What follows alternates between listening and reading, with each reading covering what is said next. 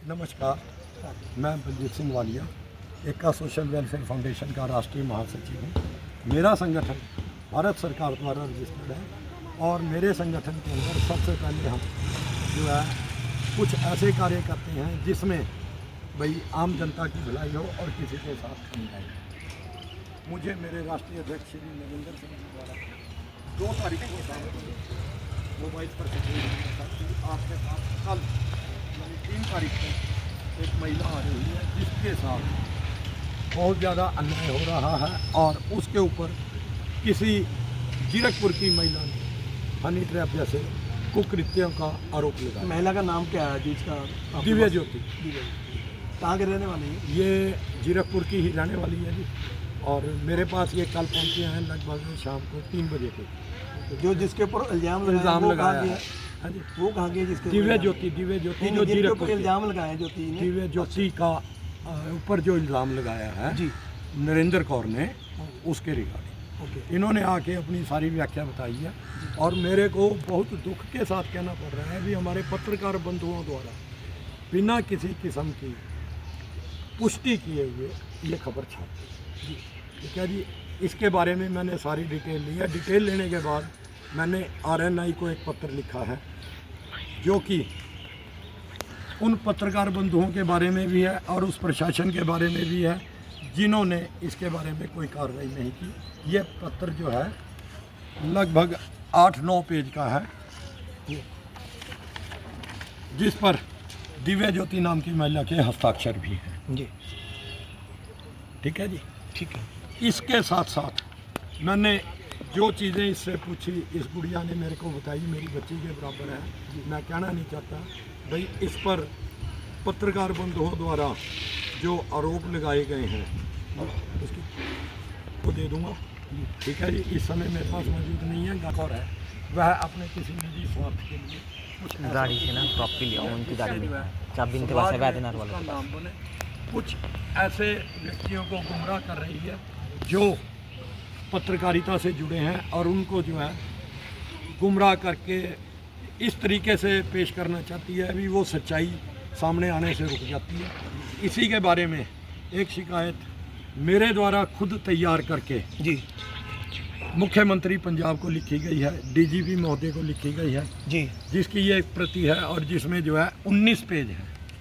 19 पेजों में इसकी प्रति महामहिम राष्ट्रपति महोदय, प्रधानमंत्री महोदय, गृह मंत्री महोदय के अलावा पंजाब के आला अधिकारियों को भी की गई है, मुख्यमंत्री को। ठीक है जी, और इसके साथ साथ इसकी एक प्रति दिव्या ज्योति ने हमारे संगठन को भी दी है। उसका एफिडेविट भी मेरे पास आ गया है। भाई मेरे को मदद चाहिए, संगठन मेरी मदद करे और ऐसी भ्रष्ट महिला जो समाज में अपनी ही जैसी महिलाओं को कलंकित करती है उसके विरुद्ध कार्रवाई करे। धन्यवाद। तो वरिष्ठ पत्रकार है पंजाब केसरी से, मैं इनसे बात करूँगा। सर नमस्कार। नमस्कार जी। क्या नाम है सर आपका? मेरा नाम दीपक दत्ता है। दत्ता साहब, अभी जो वाले साहब ने बताया लड़की के बारे में, ठीक है जी।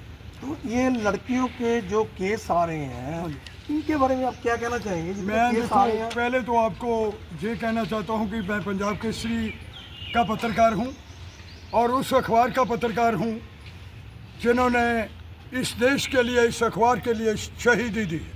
लाला जगत नारायण जी इसके फाउंडर थे, पंजाब के मंत्री भी रहे, पंडित जवाहरलाल नेहरू महात्मा गांधी के साथ भी रहे। उन्होंने मंत्रिमंडल से भी इस्तीफा दिया। उन्होंने शराब के लिए और दहेज प्रथा के लिए पूरे हिंदुस्तान में उन्होंने एजुटेशन किए और उन्होंने इसकी शहीदी दी है। रमेश चंद्र जी पंजाब केसरी के मालिक थे, उन्होंने भी इस अखबार की लिए शहीदी दी है। अभी विजय चोपड़ा जी जिनकी 95 साल उम्र है और श्री अमरनाथ चोपड़ा जी और उनके दोनों बेटे लगभग 7-8 स्टेटमेंट की प्रेसें हैं जो तथ्यों को उजागर करती हैं, चाहे वो सरकार के हों चाहे वो जनता के हों। तो ये जो दिव्या ज्योति है, मैं एका फाउंडेशन का नॉर्थ इंडिया का प्रेसिडेंट भी हूँ और लंबरदार महासंघ का हिमाचल प्रदेश से मैं संगठन मंत्री भी हूँ। मेरे साथ भीम सिंह चौहान जी जे संगठन मंत्री भी रहे हैं, अभी प्रेसिडेंट आएंगे और जे अपने ट्रांसफर जो हिमाचल की है एसोसिएशन उसके वाइस प्रेसिडेंट भी है। मेरे पास ज्योति मेरी भांजी लगती है, क्योंकि मेरे गांव में के पास इनका गांव है, ठीक है। और ये सारे जब इनको ये पता चला कि मेरा मामा पत्रकार पंजाब केसरी से है, तो इन्होंने टेलीफोन पे मेरे साथ संपर्क किया कि मामा जी मेरे साथ कुछ अखबार पत्रकारों ने और कुछ जो जहाँ की बड़े माहौल चले हुए हैं, आपने बड़े बड़े कांड देखे हैं, दिल्ली में भी देखे हैं, लड़कियों के ऊपर प्रधानमंत्री मोदी जी जो कह रहे हैं लड़की पढ़ाओ और बेटी बचाओ। तो इन्होंने जब मेरे से ये बात की, मैं इनको विश्वास दिया कि आप मेरे घर आएँ, मैं आपके साथ चलूँगा। मैं 4-5 दिन से इस वातावरण को देख रहा हूँ। मैंने इसके लिए बड़े उपाय किए हैं। एसओ साहब के पास भी गया, मैं कल की बात है, मैंने उनसे मिला हूँ। उन्होंने कहा जी आप डेफिनेशन का केस डालें। मैं कहा जी मैं आपसे पूछने आया हूँ एज ए प्रेस पत्रकार, और मैं ये पूछ रहा हूँ कि क्या उन लोगों के ऊपर, पत्रकारों के ऊपर, या उस महिला के ऊपर जो कोई किसी के ऊपर बिना किसी बात से ना कोई उससे कोई बयान लिए गए और उसके ऊपर अखबारें में सारे चैनलों में और उसकी छवि को ख़राब किया गया। उसके दो वहाँ VIP रोड में 2 दुकानें हैं जिनका सारा कारोबार ठप हो गया। जब एक देखो, एक पंजाबी के अंदर कहावत है, दुकानदारी और स्त्री जब बदनाम हो जाती है तो वो पैरों पर नहीं आती, चाहे वो झूठी हो चाहे वो सच्ची हो। इसके लिए हम कोशिश कर रहे हैं। SP ऑफिस भी आए हैं, और अभी अभी जो महिला, इसमें एक पंजाब पुलिस की भी महिला है जिसके ऊपर भी ये लक्षण लगाए गए हैं कि ये सारी, और मैं बड़ा हैरान हूँ, मैं इस प्रशासन से बड़ा हैरान हूँ। ये सरकार का दायित्व निभाते हैं, सरकार के रक्षक हैं, जो सरकार की रक्षा करेंगे। मैं पूछना चाहता हूँ ये क्या रक्षा करेंगे। आज SP ऑफिस के साथ हम आए हैं, इनको एप्लीकेशन दी है। एक महिला का पता चला कि उससे भी उन्होंने 6.5 लाख रुपया ठगी की हुई है, तो उसका भी बयान अभी आ गया है। बाकी सारी बाइकें मैंने अपने पास ले ली है, इनके सारे लेटर अखबार पत्रकारों को भी ले लिए हैं। इसके लिए मैं कल तो संडे है, परसों SSP साहब को मिलूँगा, और उसके बाद हम DGP साहब को भी मिलेंगे, मुख्यमंत्री को भी मिलेंगे, गृह मंत्री को भी मिलेंगे, और दिल्ली तक हम इस बात को उठाएंगे चैनल के माध्यम से। और जलंधर मालकों के साथ मैं पंजाब के मालिक श्री अविनाश चोपड़ा जी अमेरिका से आ रहे हैं 9 तारीख को, वहाँ जलंधर प्रेस कॉन्फ्रेंस मैं इन लड़की की कराऊंगा कि ये जो बात हुई है और प्रशासन ने बिल्कुल कोई कार्रवाई नहीं की। तो मेरा पत्रकार होने के ये दायित्व है कि जो तथ्य सरकार के हैं वो जनता के आगे रखूं, जो जनता के हैं वो सरकार के आगे रखूं। और हम दूध का दूध, मैं चैनल के माध्यम से कह रहा हूँ पंजाब केसरी का पत्रकार होने के नाते, कि हम दूध का दूध पानी का पानी लेंगे, चाहे जे अफसरान में SP ऑफिस के सामने खड़ा हूँ, ठीक है। जे हम कह देना चाहते हैं, जे ना सोचें कि हमारे हाथ कम है, हमारे हाथ बड़ी दूर तक है, मालिक का हाथ है हमारे ऊपर जो 8 पुलिसों को चला रहे हैं। और भी जहाँ तक हमें राजनीति की पहुँच की ज़रूरत पड़ी तो हम इंसाफ दिला के रहेंगे। इससे अच्छा है कि जे FIR लॉन्च करें, उनको गिरफ्तार करें, और जो जो इन्होंने किया बनती कार्रवाई जो इनको सामने दिखाई दे रही है। इसके बाद हम कोर्ट का दरवाज़ा भी ठनकाएंगे, हाई कोर्ट का, मानहानि का दावा भी करेंगे, चाहे वो 50 करोड़ का हो चाहे 100 करोड़ का हो, उसके लिए भी हम एफिडेविट लगाने के लिए तैयार हैं। लेकिन जो अफसरान भी इसके बीच इन्वॉल्व होंगे, अगर कल को हमारी बात नहीं मानी जाती तो फिर हम हाई कोर्ट के दरवाजे जब ठनकाएंगे तो फिर मैं उसका दूध पानी वैसे होगा। सो मैं ज़्यादा ना कहता हुआ, मैं आप भी पत्रकार हैं और जो हमारे फाउंडेशन के जनरल सेक्रेटरी हैं, मैं उनसे भी अनुरोध करूंगा कि सारा संगठन इंडिया लेवल का इकट्ठा हो गए और ये मांग उठाए पूरे हिंदुस्तान में कि लड़की का बचना बड़ा असंभव है। अगर कानून का जो अंधा कानून आंखें मीचता रहा तो जो एक दिन लड़की को पंजाब के अंदर चलना बड़ा मुश्किल हो जाएगा। तो मैं इन्हीं बात से आपका धन्यवादी हूँ कि आप भी पत्रकार हैं, आप भी तथ्य को सामने रखें, आपका कर्तव्य बनता है। धन्यवाद। जरूर रखेंगे, तथ्य रखेंगे हम। अभी बात करते हैं। सर, क्या नाम आपका? मेरा नाम भीम सिंह चौहान है। चौहान साहब, मैं अभी एका फाउंडेशन दत्ता का साहब ने हिमाचल का जी। प्रधान हूँ, प्रेसिडेंट हूँ। मेरे साथ राष्ट्रीय महासचिव वालिया जी हैं, अभी दत्ता साहब ने जो वो उत्तरी बातें क्षेत्र की के हैं। दीपक दत्ता जी हैं। जी जी जी हमारे ध्यान में जैसे ही विषय आया जी दिव्या ज्योति भाखड़ा जो हमारा डैम पड़ता है, जी। वहाँ की रहने वाली है जी और दीपक दत्ता जी के गांव नंबरदार की भांजी है। हिमाचल बड़ा शांत प्रिय मुझे है। बड़े दुख के साथ कहना पड़ता है, कहना पड़ रहा है कि इस पंजाब में बहुत सारी वारदातें हिमाचलियों के साथ घट रही है, कोई सुनवाई नहीं हो रही है। हम 4-5 दिन से यहाँ प्रशासन से लगातार मिल रहे हैं।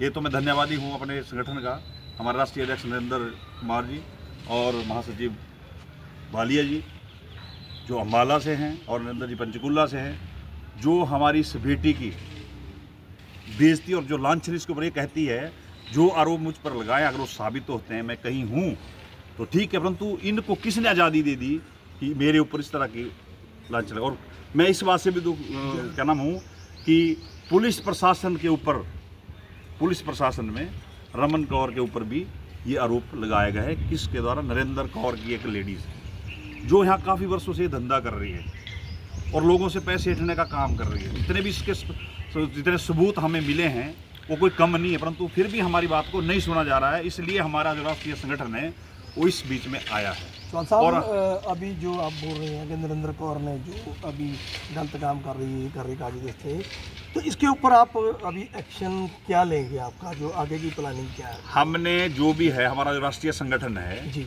वो इसके ऊपर 3-4 दिनों से 2 तारीख से हमारा राष्ट्रीय संगठन मंथन कर रहा है। जी हमने जितना भी है, हमने RIN को लिखा है, प्रधानमंत्री जी को लिखा है, गृह मंत्री जी को लिखा है, हमने पंजाब सरकार को भगवंत मान जी को लिखा है, DGP साहब को लिखा है, पंजाब के प्रशासन को लिखा है। जी उसके बाद हम SHO से मिले हैं, SSP से मिलने भी गए थे, SSP ऑफिस में भी हम देखे आए। जो लेडी नरेंद्र कौर ने अपने साथ पूजा बिठाई थी, वो जबरदस्ती बिठाई थी, उसके 6.5-7 लाख रुपए लेके वो गायब है। अभी हमने सुना है कि वो अपना घर भी यहाँ से लालकोठी के नाम से जहाँ वो रहती थी, प्रीत बिहार कहाँ जो रहती थी, वहाँ से भी वो छोड़ के चली गई और इसको भी साथ ले जाना चाह रही थी। और अब ये भी उसको धमकी दे के गई कि मैं तेरी बेटी को भी उठा दूंगी। और उसने कुछ गुंडे पाल रखे हैं जो इस काम में लगे हैं। तो बड़े दुख के साथ कहना पड़ रहा है कि दिव्या भारती हिमाचल की बेटी है, ये हमारी बेटी है। और हमारा एक जो फाउंडेशन, वेलफेयर फाउंडेशन है, वो कंधे इसके साथ खड़ा है। जहाँ तक हमारा होगा हम इसको न्याय दिलाने में। और मैं यही कहना चाहूँगा मुख्यमंत्री जी और भारत सरकार से भी कि इस तरह के जो मामले हैं वो पंजाब में ही क्यों घटित हो रहे हैं। बहुत बुरा हाल है, कोई सुनने वाला नहीं। जब हमने कहा कि जिन पत्रकारों ने इसकी ऊपर जो आरोप लगाए हैं, बिना इसकी पुष्टि के, बिना उसके उन्होंने छाप कैसे दिए, ये आज़ादी कहाँ से मिली अभी है? आप यही बोलना चाहते हैं कि पंजाब के अंदर जो लॉ एंड ऑर्डर है वो बिल्कुल बुरा हाल है। बुरा हाल। जब SHO साहब से हमें ये मिला कि हम FIR नहीं कर सकते, तो क्या कर सकते हो? FIR क्यों नहीं कर सकते? आपने पूछा कारण क्या? उन्होंने मना कर दी। SHO साहब ने मना कर सर, क्यों मना किया उन्होंने? हमने पूछा कि क्यों नहीं, बोलते आप मानहानि का दावा करो। मैं जानता हूँ मानहानि का करना, वो हम कोर्ट के रास्ते सारे जानते हैं। मैं कानून का मसीहा हूँ, मैं कानून को जानता हूँ, मैं कानून का पालन करता हूँ। लेकिन हमें आप समझते हैं कि इस लड़की ने इतनी बात, आदमी उसकी 2 दुकानें फेल हो गई हैं, इसने गहने 17 लाख में रह रखे हुए हैं। सुनो, उसका ब्याज देती है 2 दुकानें, और इसने आत्महत्या के लिए जहर खा लिया। तो क्या नहीं लड़की करेगी फिर? प्रधान साहब, इन्होंने जो दिव्या लड़की है, इसने अपने क्या नाम है उसका, इसने जो भी पॉइजन खाया, इसने अपने सुसाइड करने की कोशिश की क्योंकि इसको इंसाफ नहीं मिल रहा था। क्योंकि ये लड़कियां ऐसे ही जाने लगी, लड़कियों के साथ ये होने लगा, तो ये क्या होगा समाज का? ये थोड़ा इसके बारे में जानना लग रहा है। मैं आपसे एक बात कहना चाहूँगा, क्योंकि बेटियां तो एक तरफ तो हम बोल रहे हैं कि बेटी पढ़ाओ बेटी बचाओ, दूसरी तरफ हमारी बेटियों के साथ ये ऐसा अन्याय हो रहा है, तो इसके लिए मैं आपको एक और बात अवगत करवाना चाहता हूँ। भाई दिव्या ने जो यह कदम उठाया है, वह अपने को समाज में कलंकित होने से बचाने के लिए। दूसरा, बाकी पुलिस प्रशासन के आला अधिकारियों के सम्मुख जाकर उसने अपना शिकायत पत्र दिया, जिसमें एक जांच अधिकारी का नाम भी मेरे इस कंप्लेंट में है, जिसने ये कहा है कि जी ऐसा क्या होता है, आपने जहर खाना है खा लो, जो एक बहुत ही निंदनीय है। उस पुलिस कर्मचारी का नाम और जो मोबाइल नंबर है मैं आपको इस कंप्लेंट में से निकाल के दे दूंगा। परंतु पुलिस प्रशासन द्वारा जब इस पर कोई कार्रवाई नहीं की गई तो इस लड़की ने अपने ख़ानदान की इज्जत को बचाने के लिए दोनों तरफ से फिनाइल पी। उसके बाद भी स्टाफ जो है वो हंसता रहा, जैसा इसने बताया। उसके बाद गोलियां खाई फिनाइल की। रात को इसको जो है डकोली पुलिस स्टेशन से जो है निकाल के डकोली हॉस्पिटल में ले गए, जहाँ इसकी स्थिति को देखते हुए सेक्टर 32 को रेफर किया गया। 32 वालों ने भी इलाज करने से इनकार कर दिया, फिर इसको PGI भेजा गया, जो एक प्रशासन की जो है वो बदनीति का प्रमाण है। और थाने में इस लड़की को अकेले 1:30 बजे तक बिठा के रखना, जहाँ मैं बात साझी करूँगा, 1:30 बजे तक बिठा के रखना, जबकि हमारा संविधान और हमारी सुप्रीम कोर्ट ये कहती है भी किसी भी महिला कर्मचारी को शाम को 6 बजे से लेके और सुबह 7 बजे तक से पहले अपने थाना में जांच के लिए नहीं बुला सकते। यदि बुलाते हैं तो उस समय कम से कम पुलिस कर्मचारी में जो महिला कर्मचारी है उसका होना अति आवश्यक होता है। परंतु यहाँ के पुलिस कर्मचारियों द्वारा सुप्रीम कोर्ट के आदेशों की भी अवहेलना की गई है और जो हमारे संविधान है उसको भी जो है दरकिनार किया गया। ठीक है जी, ये एक प्रेस कटिंग मैं आपको दिखाना चाहता हूँ, उस समय मेरे पास रह गई थी। ये प्रेस कटिंग्स हैं 7, ठीक है जी, जिसमें से सिर्फ एक दैनिक जागरण का पत्रकार है बस, जिन्होंने जो है ये अपने नेशनल पेपर में लगाई है। परंतु मैं एक बात ये पूछना चाहता हूँ, आप भी पत्रकार हो, क्या जिसके विरुद्ध शिकायत है क्यों नहीं लिया गया? निरपक्ष जांच वो होती है जो दोनों तरफ से की जाए। अब कभी भी एक तरफा जांच नहीं होनी चाहिए, दोनों तरफ जांच होनी चाहिए। जो तथ्य होते हैं वो सामने आए। अब दिव्या वो दूसरी लड़की जिसका 6, साढ़े 6, 7 लाख रुपया कह रही है, उन्होंने हमें यह भी बताया है कि यह औरत जो नरेंद्र कौर है ये अनैतिक काम करती है, अवैध धंधे करती है। इसने रोहतक में भी अब किसी व्यक्ति विशेष के विरुद्ध 376 का मुकदमा दर्ज करवाया और उसमें पैसे लेके फैसला कर लिया। और जैसा दिव्या ने बताया भी इसकी पुत्री जो कि कुंवारे होते हुए प्रेग्नेंट हुई है, वो बात मैं नहीं कहना चाहता क्योंकि धी बेटी सबकी साझी होती है। परंतु ऐसी महिला के विरुद्ध हमारा ऑपरेशन तैयार है। हमने अपनी टीम के 15 सदस्य जो कि ऑल इंडिया से हैं, जिनमें ना कोई हरियाणा का है ना हिमाचल का है, दिल्ली से, गुड़गांव से, अपना आपका सहारनपुर यूपी से, देहरादून से, इस टाइप से 15 आदमियों की टीम तैयार की है जो हमारा स्टिंग करेगी। और अगर ये हमारे को उसमें पाई जाती है, दोषी पाई जाती है, तो हमारा संगठन इसके लिए जो है उसके विरुद्ध कार्रवाई करने से पीछे नहीं है। धन्यवाद।